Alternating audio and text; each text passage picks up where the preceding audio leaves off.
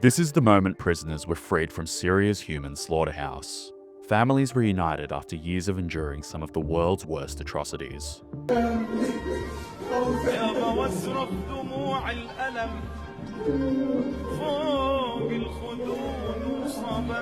For more than a decade, Saydnaya prison has symbolized the darkest abuses of the Assad regime.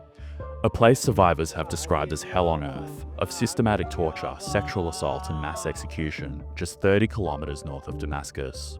Here, rescuers can be seen shooting the lock off the prison gate and using gunfire to open closed doors leading to cells.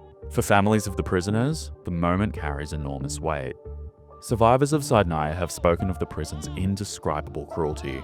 So-called welcome parties of beatings with metal weapons and electric cables. Prisoners made to sleep standing, to eat food mixed with blood, and defecate where they eat. The frequent sexual assault of men, women, and children. Tens of thousands of people died from the regime's cruel torture methods, and one survivor said their bodies were stored in so-called salt rooms, used to preserve corpses in the absence of refrigerated morgues. The survivors are free at last, but the impact of years of torture still lingers. This survivor appears unable to communicate. Rebels can be heard asking him about his family so they can be reunited, but he cannot respond.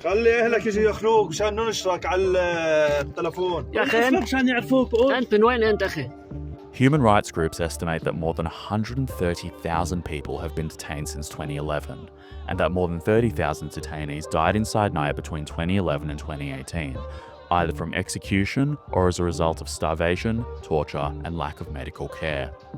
Assad and his family have fled Syria, and today the streets are alive with celebration.